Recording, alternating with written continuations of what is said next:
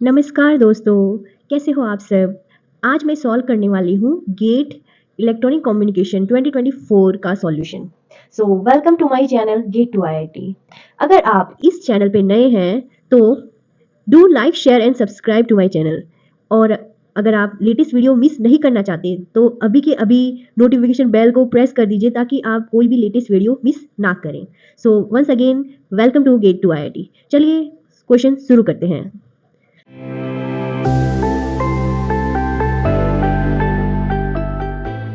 तो सबसे पहला क्वेश्चन तो इंग्लिश वर्बल का था, तो वो हम लास्ट में सॉल्व करेंगे। पहले हम एप्टीट्यूड के जो मेन क्वेश्चंस है वो सॉल्व कर लेते हैं। तो चलिए क्वेश्चंस 2 से स्टार्ट करते हैं। इसमें दे रखा है कि PQRST have launched a new startup. इन 5 लोगों ने नया स्टार्टअप लॉन्च किया है और उनमें से 2 सिबलिंग्स है। सिबलिंग्स है मतलब 2 है, भाई बहन है। भाई बहन या भाई भाई या बहन बहन कुछ भी हो सकता है। तो the office startup has just 3 room. Office में बस 3 ही रूम है और वो लोग ऐसे रहने का एग्री किया है कि सिबलिंग साथ में नहीं होने चाहिए। तो सिबलिंग मतलब अलग अलग होने चाहिए, इस तरीके से उन्हें रूम में रहना है। ठीक है। और इसमें एक जानकारी दे रखी है कि SQ single children, SQ single child है। तो रूम इस तरह से अलॉट किया जाएगा। तो हमें पूछा गया है कि कौन से 2 सिबलिंग्स होंगे, which one of the given is the sibling, ये हमें पूछा गया है। तो जैसा कि हमें दिया गया है कि PQRST ये 5 इंडिविजुअल हैं जिन्होंने स्टार्टअप किया है और हमें दे रखा है कि SQR सिंगल चाइल्ड। SQ क्या है, इन्हें हम हाईलाइट कर लेते हैं। SQ सिंगल चाइल्ड है। तो इससे हमें क्या पता चल रहा है कि PR सिबलिंग हो सकते हैं, RT सिबलिंग हो सकते हैं या फिर PT सिबलिंग हो सकते हैं। मैंने क्या किया, जस्ट पेयर बना दिया। ठीक है, ये दो या फिर ये दो, तो इनकी 3 पेयर बन गई। तो इन 3 में से कोई ना कोई मतलब भाई बहन मतलब रियल ब्रदर सिस्टर, और वी कैन से दोनों भाई भाई या दोनों बहन बहन, इनमें से कुछ हो सकते हैं। ठीक है, ये 3 ही सिबलिंग्स के पेयर्स हो सकते हैं। अब देखिए यहाँ पे आइए, यहाँ पे देखिए इस तरीके से रूम अलॉटमेंट हो सकती है। तो P और अगर R साथ में रह सकते हैं और हमने कहा है कि siblings should not share same room, तो इससे पता चलता है कि PR सिबलिंग्स नहीं है क्योंकि PR साथ में रूम शेयर कर रहे हैं। फिर यहाँ TS है, Q है, चलो ये एक्सेप्टेबल है। अब यहाँ है PQ है और यहाँ पे RT है। देखिए RT साथ में रूम शेयर कर रहे हैं तो ऑब्वियसली ये भी सिबलिंग्स नहीं होंगे क्योंकि लिखा गया है कि सिबलिंग्स साथ में रूम शेयर नहीं करेंगे। तो हमारे 3 ग्रुप्स बने थे, उसमें से बस PT रूम साथ में शेयर नहीं कर रहा, तो इसका मतलब होगा कि PTR, this is the correct option, PTR siblings. P and T क्या होंगे, भाई बहन होंगे। ठीक है, तो इसमें ऑप्शन में देखिए P एंड T पहला ही ऑप्शन दे रखा है, तो P and T will be the answer. दूसरे ऑप्शन चेक करने की जरूरत नहीं है, इससे हमें डायरेक्टली आइडिया लग गया। ये क्वेश्चन काफी इजी है या कुछ ही सेकंड में हो जाएगा अगर आप ध्यान से देखेंगे क्या क्या चीजें दे रखी है। चलिए नेक्स्ट क्वेश्चन की और मूव करते हैं। तो ये है अगला क्वेश्चन। इसमें दे रखा है कि 5 years ago the ratio of Aman's age to his father age was 1/4। चलिए जो दे रखा है ना क्वेश्चन में वो पहले लिख दीजिए।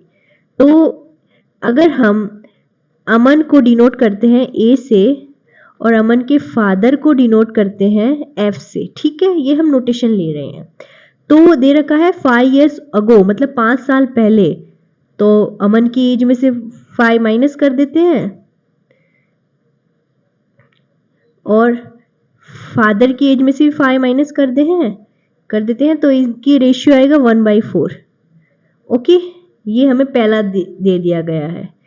Similarly and 5 years from now, 5 साल के बाद रेशियो 2/5 होगा। तो 5 साल बाद मतलब A+5 और फादर की एज होगी f+5, उनका रेशियो क्या होगा 2/5। तो अभी फादर की एज क्या होगी, तो हमें f पूछा गया है व्हेन अमन वॉज बॉर्न। तो अमन बॉर्न हुआ होगा तो ऑब्वियसली तब तो 0 साल का होगा, तो फादर की एज क्या होगी, तो हमें ये ढूंढना है। ठीक है, ये जो दे रखा था वो हमने लिख दिया। चलिए अब इसे सॉल्व करते हैं। तो यहाँ पे देखिए ये एक रेशियो है, ये एक अनदर रेशियो है, तो इस रेशियो को हम सॉल्व करेंगे तो 4 ऊपर आ जाएगा, तो ये हो जाएगा 4 into a-5 is equal to 1 into f-5। तो ये हो जाएगा 4a-20 is equal to f-5। सो ये हो जाएगा 4a-20, ये 5 को इस साइड हम लेफ्ट साइड ले आएंगे तो ये प्लस हो जाएगा ये f। ओके, तो ये हो जाएगा 4a-15 is equal to f।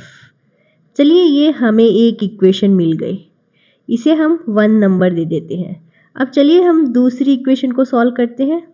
तो सिमिलरली जैसे हमने पहले इक्वेशन सॉल्व की वैसे हम इसे सॉल्व करेंगे। तो ये हो जाएगा 5 into a+5 is equal 2 into f+5। तो ये हो जाएगा 5a+25 is equal to 2f+10। ठीक है, तो ये हो जाएगा 5a+25, 10 इस लेफ्ट साइड ले आएंगे तो ये हो जाएगा -10 और 2f। तो 5a+15 is equal to 2f हो जाएगा। ओके, तो ये हमें दूसरी इक्वेशन मिल गई। तो ये देखिए अब हमारे पास है 2 इक्वेशन एंड 2 अननोन। ठीक है, तो आपको ये तो पता ही होगा अगर 2 इक्वेशन है एंड 2 अननोन्स तो ऑब्वियसली उसके क्या होंगे सॉल्यूशन हम निकाल सकते हैं, और वो भी क्या होंगे यूनिक सॉल्यूशन। ठीक है, ये जनरल क्वेश्चन है, ये सभी पेपर्स में आता है ऐसे टाइप के क्वेश्चन। तो इसमें हमें f की वैल्यू मिली, अब हम f की 2 में सब्स्टिट्यूट कर देते हैं। सब्स्टिट्यूट 1 इन 2। ओके, तो ये हो जाएगा 5a+15 is equal to 2 into 1 में से हमें f क्या मिलेगा 4a-15। सो ये हो जाएगा 4a-15। तो हम इसे सॉल्व करेंगे 5a+15 is equal to 8a-30। Further solving this हम 5a को राइट हैंड साइड ले आते हैं और 30 को लेफ्ट हैंड साइड ले आते हैं। तो ये हो जाएगा 15 + 30 is equal to 8a-5a। Therefore 45 is equal to 3a। That implies 45 divide by 3 कितना होगा 15। तो a की एज आ गई 15। ओके, तो अब 1 में हम a की वैल्यू सब्स्टिट्यूट कर देंगे। सब्स्टिट्यूट a इन 1, तो 4a-15 is equal to f है, तो 4 इंटू a आ गया 15 -15 इज इक्वल टू f। तो 15 इंटू 4 होता है 60 -15 इज इक्वल टू f। 60 -15 होता है 45 इज इक्वल टू f। तो प्रेजेंट एज आ गई 45। सो फादर की एज है 45, सन की एज है 15। अब देखिए हमें क्वेश्चन में पूछा क्या गया था। क्वेश्चन में पूछा गया था what was the father age when Aman was born. तो ऑब्वियसली अमन जब बोर्न हुआ होगा तब तो उसकी एज 0 रही होगी, तो हम क्या करेंगे 45 में से 15 कर देंगे, तो वो फादर की age when Aman was born. Obviously वो अभी 15 साल का है, तो जब वो बॉर्न हुआ होगा तो फादर की एज 15 साल कम रही होगी, तो फादर की एज आ जाएगी 45 - 15 दैट इज इक्वल टू 30। तो when Aman was born his father age was 30, so 30 will be our answer. तो देखिए ऑप्शन बी में दे रखा है 30, तो 30 हमारा आंसर होगा। तो इस क्वेश्चन को हमें इस तरीके से सॉल्व करना था। आई होप आपको ये क्वेश्चन समझ में आया होगा।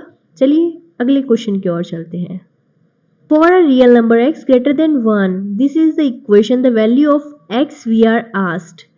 तो इस क्वेश्चन में देखिए हमें इस इक्वेशन को सॉल्व करना है। ये इक्वेशन दिखने में काफी ऐसे लग रही है कि कैसे सॉल्व करेंगे, बट इसके लिए एक काफी बढ़िया रिजल्ट है। चलिए रिजल्ट देखते हैं। ये आप कहीं नोट कर लीजिए। रिजल्ट है, अगर log AB ऐसा दे रखा है, ठीक है, तो हम इसे लिख सकते हैं log C टू दी, यहाँ पे B आएगा और यहाँ बेस है वो भी हम ऐसे लिख सकते हैं log C टू A। ठीक है, तो इस इक्वेशन में क्या हुआ, हमने बेस को भी हमने इस फॉर्म में लिख दिया, तो हम B और A को हमने ऐसे लिख दिया। तो ये एक रिजल्ट है और ये एक काफी इंपॉर्टेंट रिजल्ट है, ये काफी जगह पे यूज होता है। ठीक है, so this is very important result. आप इसे कहीं पे भी नोट करके लिख दीजिए, ये आपको काम आएगा। This is very important result. तो अब हम इस क्वेश्चन को सॉल्व करते हैं। तो हमने ये रिजल्ट लिख दिया, तो इस इक्वेशन को जैसे हमने रिजल्ट लिखा है उसके लिए हम लिखेंगे log, ये क्या हो जाएगा 1 अपॉन log x है, तो ये हो जाएगा log, अगर कोई हम c ले ले log x upon log c to the 2, okay, plus हमने बस इस रिजल्ट को अप्लाई किया है और हम इसे ऐसे लिख रहे हैं। ठीक है, फिर यहाँ आ जाएगा 1 upon log c to the x upon log c to the 4, log 4 with base c। तो अब हमें इसे सॉल्व करना है, तो ये डिनोमिनेटर में है तो ये ऊपर चला जाएगा, तो ये हो जाएगा log c2 upon log cx plus log c3 upon log cx plus log c4 upon log cx is equal to 1। अब आप कुछ देख पा रहे हैं इस क्वेश्चन में, देखिए बेस सेम है, तो that will imply log c2, सब तीनों ऐड हो जाएंगे क्योंकि यहाँ पे बेस सेम है। ओके, बेस है log cx is equal to 1। अब हम बेस को राइट हैंड साइड ले जा सकते हैं आगे सॉल्व करने के लिए। ओके, तो ये आ जाएगा log c log 3 base c log 4 बेस c that is equal to log x base c। अब हमें इसमें ये एक और रिजल्ट, ये तो पता ही होगा आपको कि log a plus log b जब उनका बेस सेम होता है तो क्या हो जाता है log ab। ओके, तो इसी में हम यही लगाएंगे, तो ये हो जाएगा log c, और तीनों सम में है तो तीनों का क्या हो जाएगा प्रोडक्ट हो जाएगा, that is equal to log cx, that implies log c 4 into 3 6 into 4 24 that is equal to log cx। अब देखिए right hand side left hand side दोनों log c है, तो log c ऑब्वियसली कैंसिल हो जाएगा, तो आ जाएगा 24 is equal to x, that implies x is equal to 24।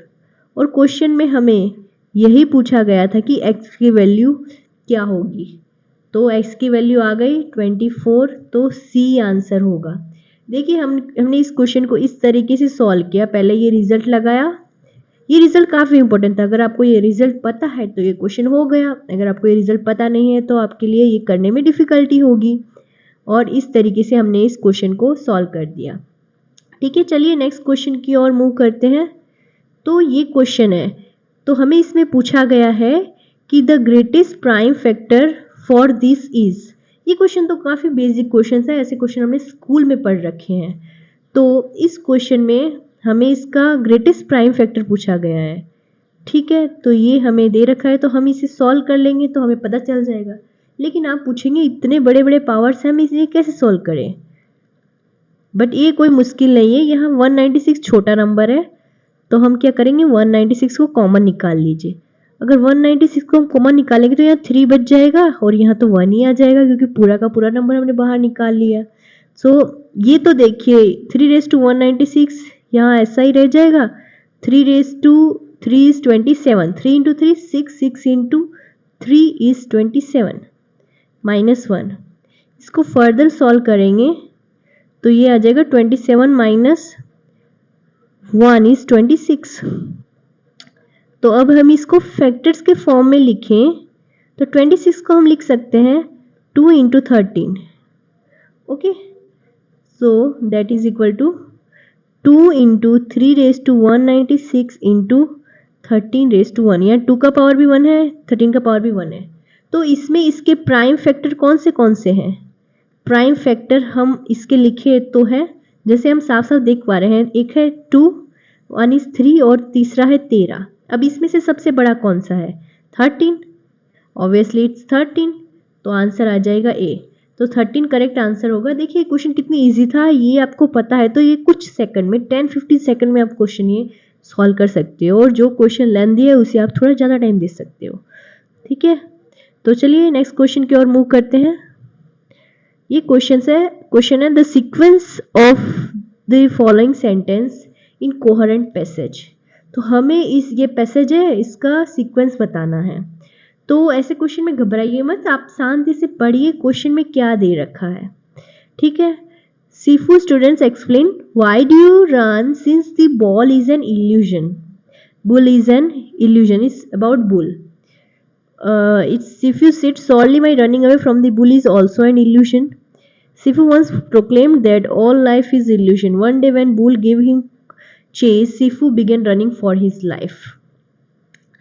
तो आप देखिए इसमें तो देखिए आपको थोड़ा नॉलेज होगा तो ही आप सॉल्व कर पाएंगे। ये नहीं है कि आप अभी मैं बताऊं और कर लें।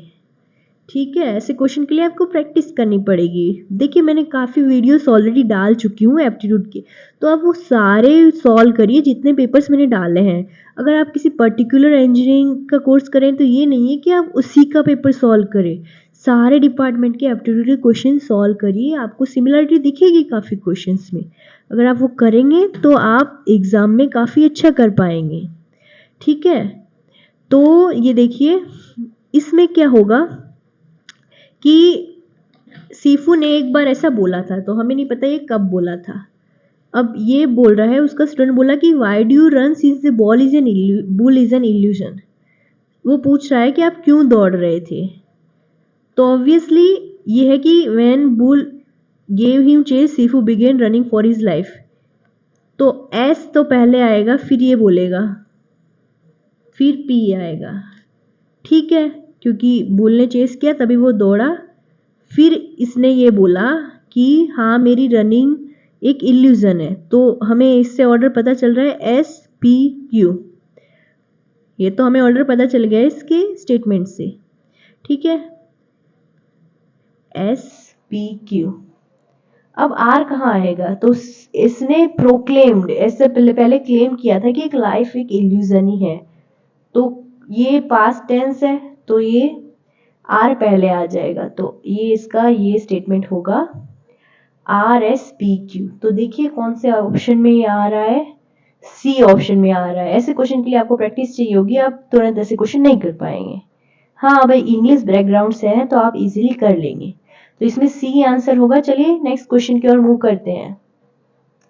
ये question is the very important question till now.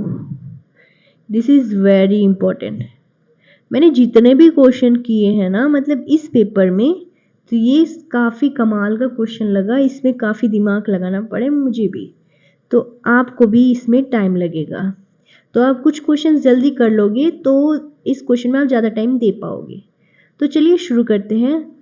तो इसमें ये दे रखा है कि 4 identical cylindrical chalks each of radius r of this centimeter and length 10 centimeter bound tightly together using a duct tape as shown। तो ये देखिए हमें शो किया गया है कि इस तरीके से ये रखा गया है। The width of the duct tape is equal to the length of the chalk. इसकी विथ और इस चॉक की और पेपर की लेंथ सेम है। तो हमें एरिया पूछा गया है कि कितना एरिया ये कवर करेगा। ये क्वेश्चन मैं आपको काफ़ी इजी वे में सॉल्व करके बताऊंगी, इजी ट्रिक से, तो आप ये बहुत आसानी से कर पाओगे। ओके, तो ये क्वेश्चन ये ऐसे दे रखा है, ठीक है। आर दे रखा है 0.5 सेंटीमीटर, लेंथ दे रखा है 10 सेंटीमीटर। तो हमें ये दे रखा है, तो देखिए एरिया ढूंढने के लिए क्या होगा, लेंथ इंटू ब्रेथ। ओके, इस पेपर की हमें लेंथ तो दे ही रखी है 10, तो हमें इसका कितना पेपर रैप हुआ है वो देखना है। तो हम इसे 3 डायमेंशन से बेटर हम इसका 2 डायमेंशन हम देखें तो बेटर रहेगा। तो हम क्या करेंगे इस क्वेश्चन में, हम ये तो चलो ये इसकी लेंथ तो 10 है ही, तो हम इतने एरिया पर ही फोकस करते हैं, फिर हम 10 से मल्टीप्लाई कर देंगे एरिया के लिए। तो चलिए देखते हैं। तो इसमें ये ऐसा दे रखा है, ये है इस तरीके से ये रैप हुआ है।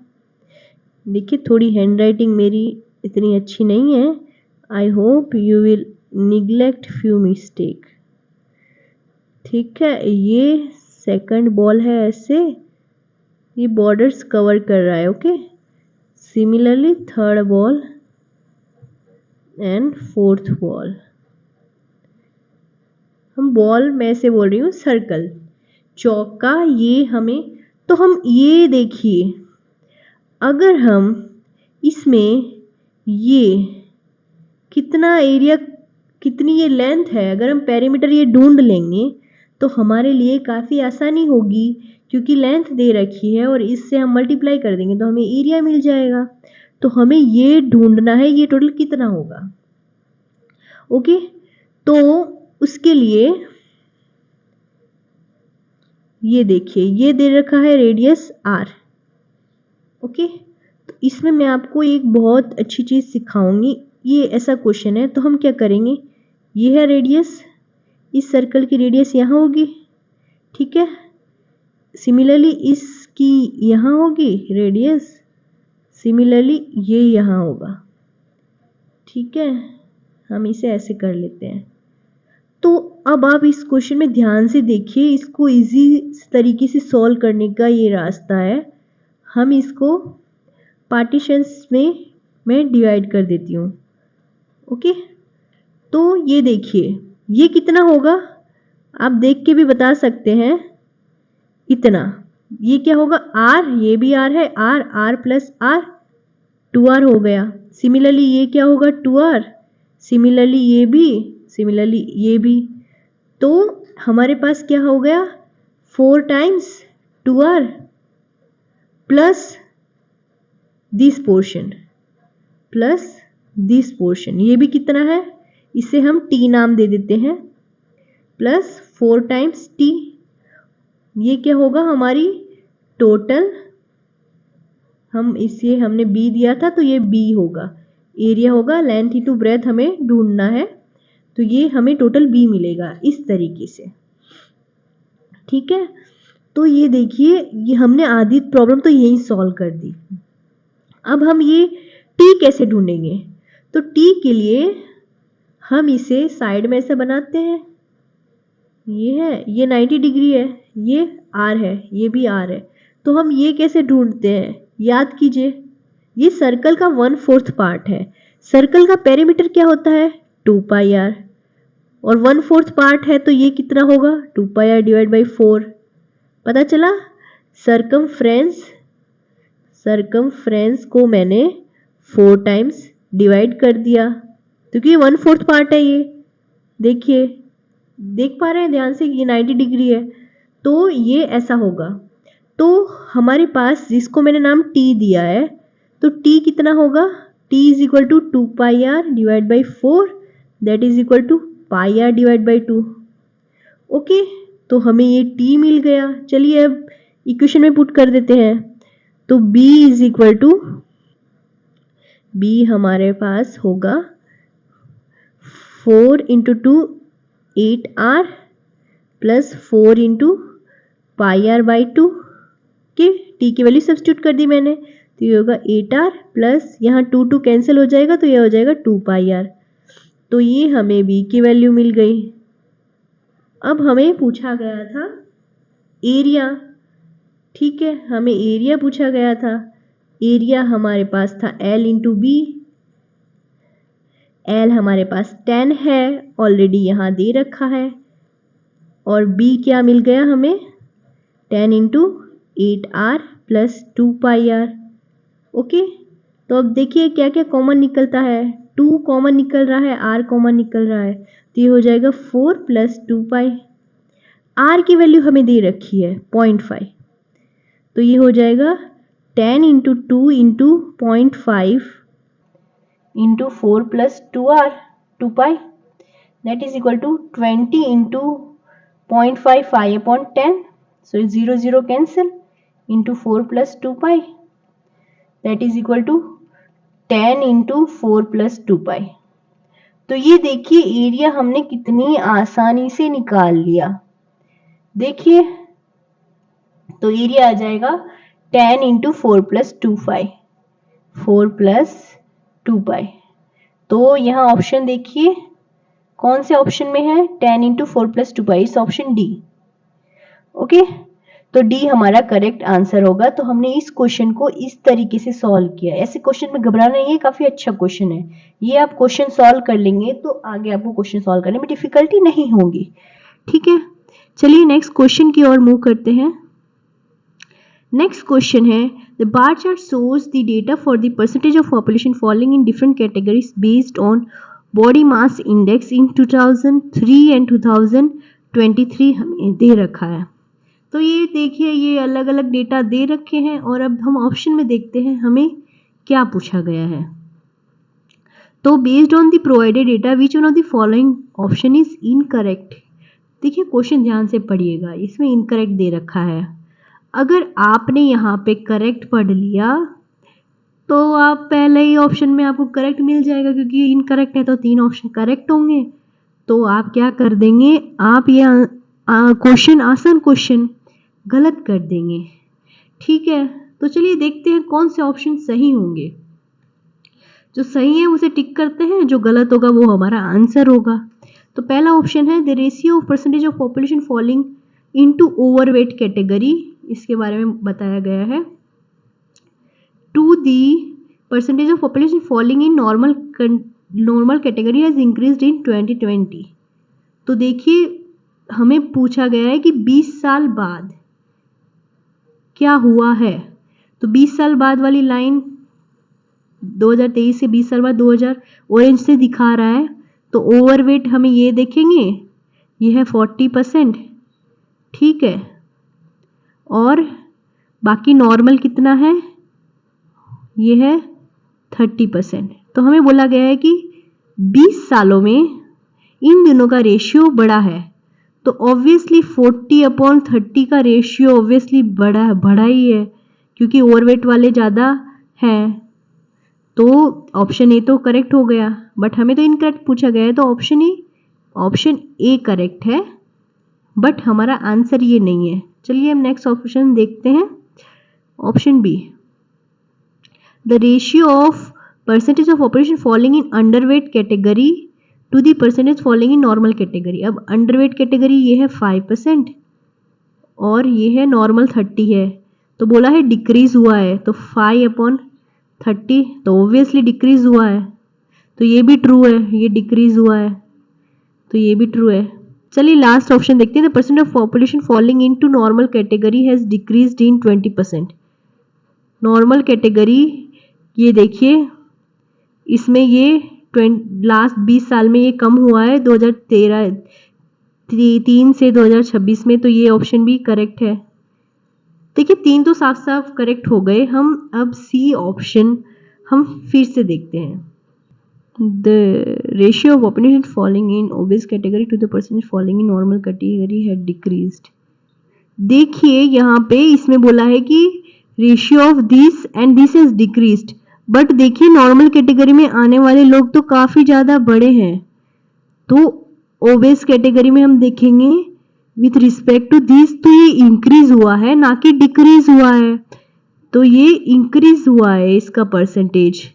ठीक है, ओबेस कैटेगरी में आने वाले with respect to normal category, तो ये रेशियो बड़ा है ना कि घटा है। तो यहाँ पे सी आंसर आएगा, बिकॉज सी में इंक्रीज हुआ है। ठीक है, चलिए नेक्स्ट क्वेश्चन की ओर मूव करते हैं।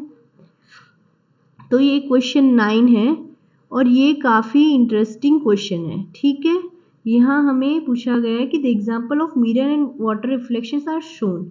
ये मिरर रिफ्लेक्शन है, ये वाटर रिफ्लेक्शन है। The object appears following image after first reflecting in mirror then on water. तो देखिए, तो पहले ये हमें रिजल्ट मिला है, ये रिजल्ट है 524। तो पहले इसका हुआ है मिरर इमेज, फिर इसका हुआ है वाटर इमेज, और फिर जाके हमें ये मिला है। ठीक है, तो चलिए इसमें स्टेप बाय स्टेप जाते हैं। तो ये हमारे पास यहाँ पे आया होगा, यहाँ पे एक ही डॉट है। Okay, here it's only one dot. 524, तो इसका हम करेंगे रिफ्लेक्शन। तो ये कैसा बन जाएगा, देखिए जो है दे रखा है, हम 2 को ऐसे लिखते हैं, इसमें दे रखा है वैसे ही लिखेंगे। तो ये हो जाएगा, हियर यहाँ पे डॉट आएगा, बीच में डॉट है, और ये देखिए ये ऐसा ऐसा, और ये कुछ ऐसा बन जाएगा। जो आपको जैसा दिख रहा है ना वैसा ही बना दीजिए। ठीक है, तो इसमें ये चीज यहाँ पे आई होगी, ये 5 है, उल्टा जैसे हुआ है, ये ऐसा है, ये ऐसा है। तो अब हम क्या जा रहे हैं, रिवर्स जा रहे हैं। सिंपल सी बात है, हम रिवर्स प्रोसेस फॉलो कर रहे हैं। तो इसका मिरर इमेज ऐसा होगा, ऐसा, फिर एक डॉट आएगा, फिर ये होगा, लास्ट में ये ऐसा आएगा, और ये ऐसा होगा। जो दे रखा है ना वैसा ही बनाइए। अब ये चेक कर लीजिए कौन सा ऑप्शन, देखिए पहला ही ऑप्शन मिल गया, 5 डॉट आएगा। हमें पहले ना पता चले तो पहले देख लीजिए, पहला 5 आएगा, सारे ऑप्शन चेक ना करने हो। तो ये 5 2 4, ओके, तो ऑप्शन ए आएगा। ये कितना सिंपल था, बस आपको लिखना है और करना है। आई होप आपको ये क्वेश्चन समझ में आया होगा, कितना इजी था। चलिए नेक्स्ट क्वेश्चन की ओर मूव करते हैं। तो ये क्वेश्चन, ये देखिए, ये काफ़ी इंटरेस्टिंग क्वेश्चन है। इसमें दे रखा है कि 2 आइडेंटिकल शीट दे रखी है, उनका डायमेंशन ये है और उन्हें फोल्ड कर सकते हैं हम। यहाँ 2 तरीके से फोल्ड करना है। ठीक है, तो चलिए हम लिखते जाते हैं। यहाँ हमें ये एक शीट है A 24 centimetre into 16 centimetre, B है सेम शीट, आइडेंटिकल शीट दे रखी है, तो ये भी 24 सेंटीमीटर 6 सेंटीमीटर। अब देखिए क्या दे रखा है, can be folded into 2 halfs using 2 different method. तो हमें यहाँ पे लगानी है FOI FO2, 2 मेथड। तो इस मेथड में दे रखा है कि the axis of folding remains parallel to initial long edge. तो इनिशियली लॉन्ग एज हमारी ये है, तो चलिए इसे फोल्ड करते हैं। और FO2 में है the remains initial short range, short range के पैरेलली ये है। ओके, इस तरीके से हम फोल्ड करना है, और हमें क्या करना है, इसे 2 बार फोल्ड करना है। एक FOI को 2 बार एंड सिमिलरली FO2 को भी 2 बार, और फिर उनके पैरामीटर देखने हैं और उनका रेशियो निकालना है। ठीक है, तो चलिए इन्हें फोल्ड करते हैं। तो इसका फोल्ड क्या होगा, पहले हमने इसको ऐसा किया तो इसका ये फोल्ड हो जाएगा, तो ये तो सेम ही रहेगा, ये हाफ हो गया। 16 divide by 2 is 8, 2 time fold करना है। This is the first time, second time fold करेंगे, इनिशियल लॉन्गेस्ट साइड यही रहेगी, तो ये 4 हो जाएगा, ये 24। तो parameter of A is equal to, हम 2 टाइम्स लेंथ इंटू ब्रेथ होता है। ओके, तो ये हो जाएगा 2 into 28, that is equal to 56। Parameter की चलो मैं फॉर्मूला लिख देती हूँ, कुछ बच्चे भूल गए होंगे। Perimeter of rectangle is equal to 2 into length plus breadth. Okay, ये है पेरीमीटर की फॉर्मूला। अब हम इसी तरह सेकंड को फोल्ड करते हैं। तो फर्स्ट फोल्ड में क्या आएगा, 24 का हाफ 12, ये तो 16 रहेगा। अब इसको अगेन हम इसी तरह से फोल्ड करेंगे, तो 16 का 12 का हाफ हो जाएगा 6, ये हो जाएगा 16।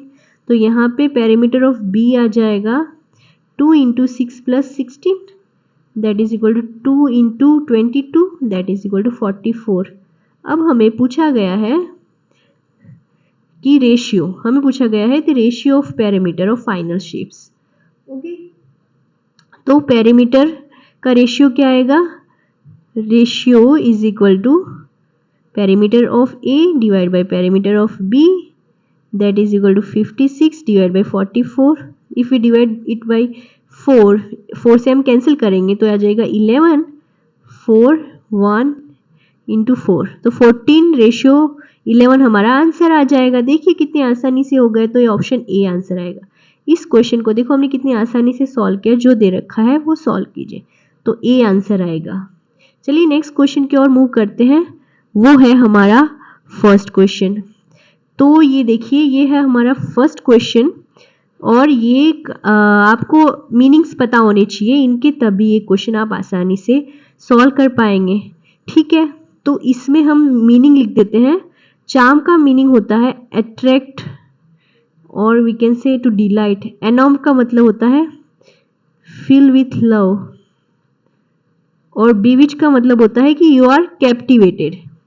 कैप्टिवेटेड मीन्स कि आप उनको देख के या फिर किसी चीज की खूबसूरती से आप मतलब पूरे कैप्टिवेटेड हो गए, आप कंप्लीटली उसके तरफ, you have completely fallen for that thing. तो ये मीनिंग होता है. ये क्या हो रहा है, इंक्रीजिंग ऑर्डर में ये इंटेंसिटी इंक्रीज हो रही है. तो अब हमें पूछा गया है बोर्ड, ये बोर्ड और वेरी. तो बोर्ड का मतलब होता है feeling uninterested. Okay, feeling uninterested. Very का मतलब होता है एक्सट्रीमली टायर्ड. ठीक है, तो इसमें कुछ बीच का होगा. तो चलिए इन सब वर्ड्स के हम मीनिंग देखते हैं. तो जेडेड का मीनिंग होता है कि फीलिंग और शोइंग लैक ऑफ इंटरेस्ट. बफल्ड का मतलब होता है कंफ्यूज्ड. हम बोलते हैं ना कि I am baffled, I am not getting anything, that is confuse. Dead का मतलब होता है एक्सट्रीमली टायर्ड और वर्स्टेड का मतलब होता है मीन्स डिफीटेड.